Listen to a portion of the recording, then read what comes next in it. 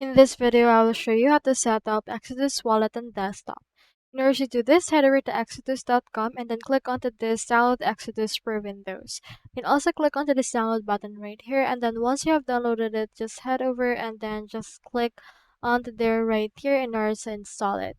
So it should be able to show up like this once you have installed it. So if you want to set it up, what you can do is you can just head over and see in here everything that's happening. So in here, you can also just click onto this wallet icon.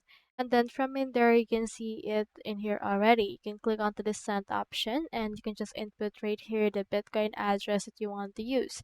So for this, you can also click onto the settings icon in order to input right here your account and also to manage your assets.